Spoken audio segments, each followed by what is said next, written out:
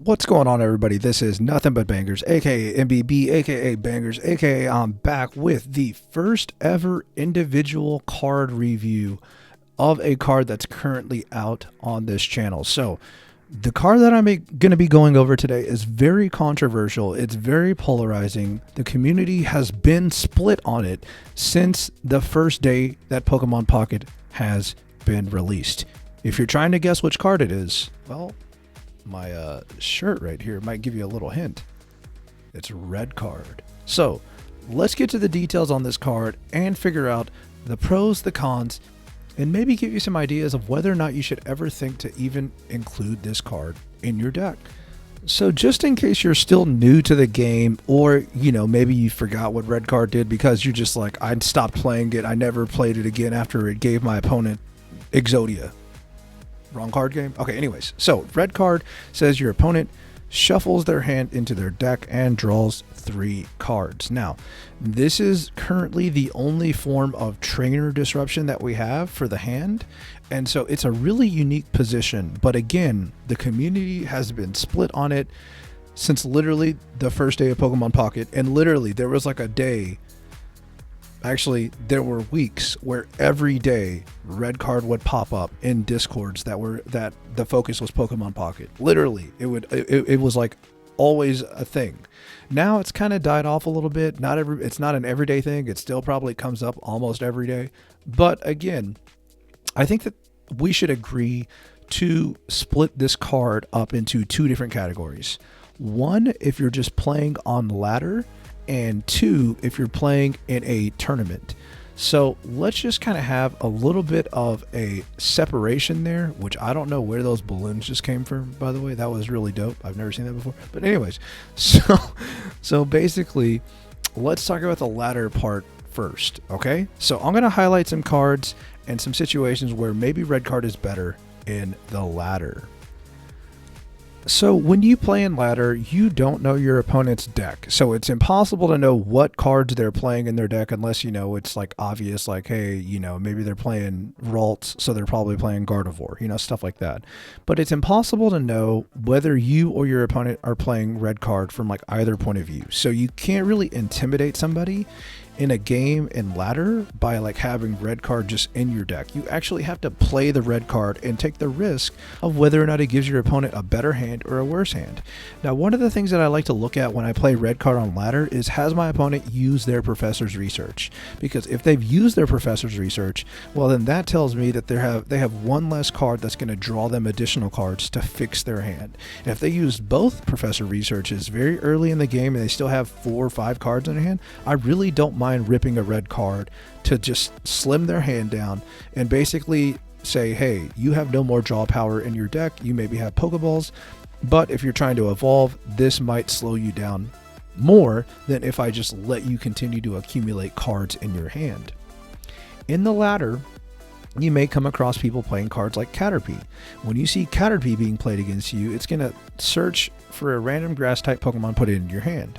Now, if you're not playing, if you're playing in ladder and you see this card across from you, well, your red card just got a lot better. 1, because your opponent doesn't know you're playing it, and 2, because they're making your red card more efficient by adding cards to their hand, filling their hand, making you feel like, hey, at least if they have 5 cards in hand, when I red card, I know they're for sure losing at least 1 card, right? Obviously, the card that they searched from Caterpie, and then that brings it down to 4 cards, and then now they're losing 1 more card because when they shuffle and draw back, they're only drawing 3. So again, you're kind of trading a little bit of card advantage there and hopefully disrupting your opponent, and then hopefully you're able to knock out that Caterpie so it cuts off that search engine for them. Another card that you love to see when you're playing ladder and you have red card in your deck is Meowth. And, when they play Meowth, sure, the 10 damage can pile up, but if you're able to knock out that Meowth and also red card them in the same turn, that's a very good turn for you in most cases. Now, one of the big things that a lot of people say about red card is, well, MBB, every time I get red carded, I draw a better hand. Well, the thing is, maybe the people that are using red card against you are not using it in an optimal way. Or, this is another scenario, maybe them using red card was the only way that they could even potentially disrupt your plan, maybe even potentially disrupt your game plan, and now, hey, you just so happen to be lucky and draw the cards that you needed. That's just going to happen with a game. Who's to say that that wouldn't have happened even if they didn't use the red card, right? You could have easily top decked the card that you needed or Professor's Research into the cards that you needed. But by using red card and hopefully, seeing your hand size go smaller, and then also hopefully seeing that you've used your Professor's Research, at least one copy, hopefully that's taking away some of the options that you potentially have to get, your game plan going. Now, the other thing that I would say when it comes to red card is, hey, there are going to be times where red card is just a dead card in your hand and you just don't use it. Don't feel like just because you have red card, you need to rip it. It's sometimes just going to sit in your hand and not do anything. And, hey, that's better than giving your opponent card advantage. And, some people will also just automatically red card when they see their opponent have 5 cards in hand, but they've never played a basic.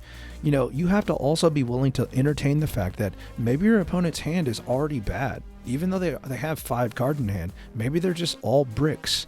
And because of that, maybe you shouldn't play red card.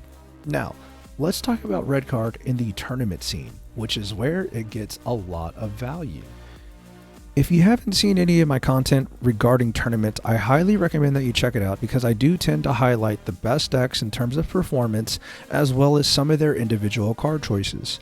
And ever since tournaments have been covered on my channel and ever since tournaments have been happening for Pokemon Pocket, red card tends to pop up in at least half of the top 4 decks of almost every tournament.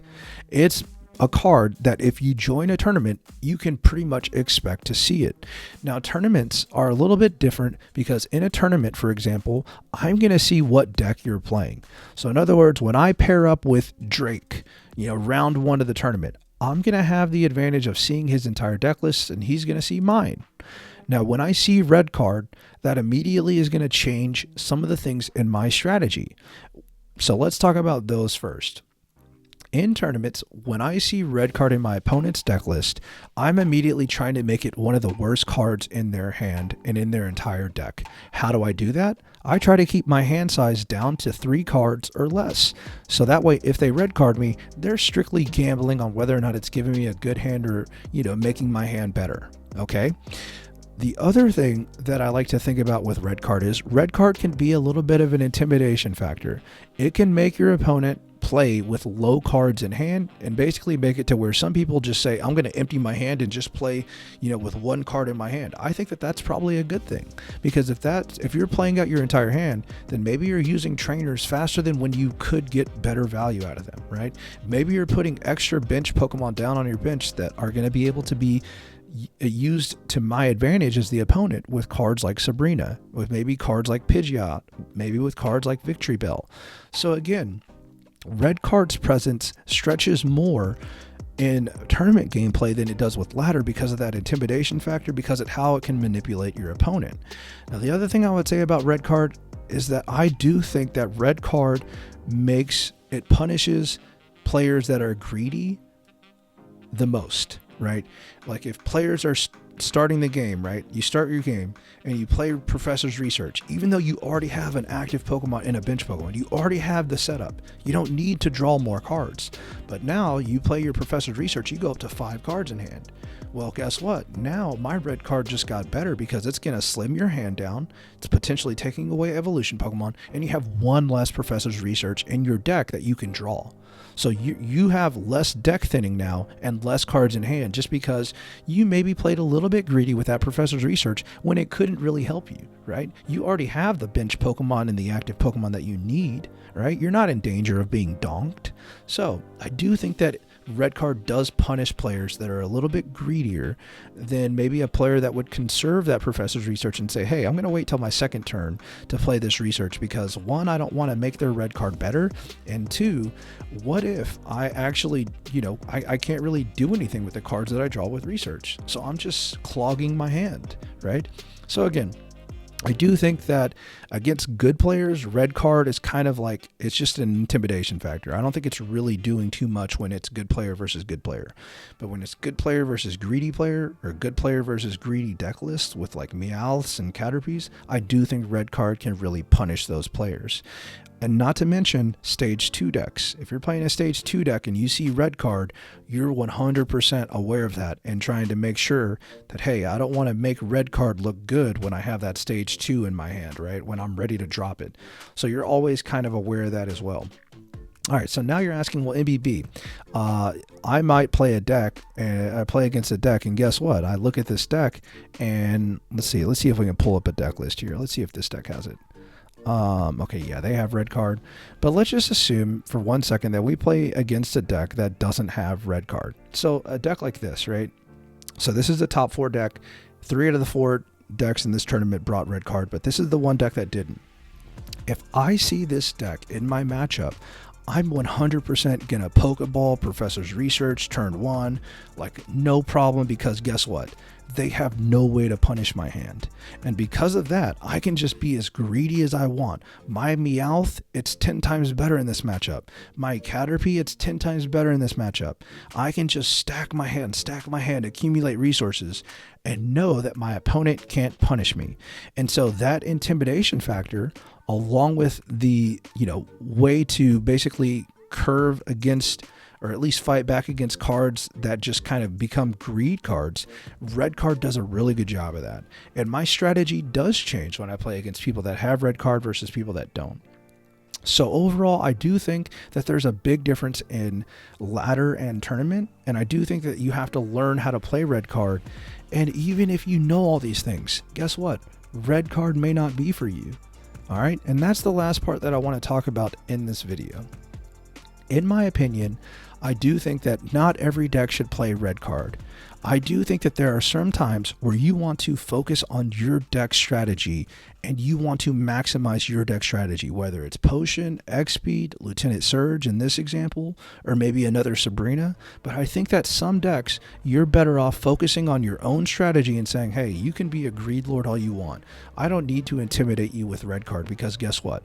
I'm going to pop up and I'm going to just do what my deck does by not having an extra card like red card, but instead including an extra card like an X-Speed, a Potion, a Lieutenant Surge, right? That's kind of the thought process that I had when I played Venusaur and Exeggutor in my tournament winning deck. When I won that tournament, I said, hey, I'm not playing red card because I want my strategy to be the main focal point of my deck. I want that Erica. I want that X-Speed. I want, that Sabrina. I don't want that extra, chance of disruption. I just want to make my deck be as streamlined as possible to its strategy. And so that might be a reason why, hey, you don't include red card in your deck. Some decks, you just want to be as linear as to your deck strategy as possible. But in some decks, you do have room. You have room for extra trainers. And that might be potentially why you would choose to play red card. I hope you enjoyed this breakdown of this very polarizing card. And if you want to see more content like this, definitely stay tuned to the end of this video for more videos like that.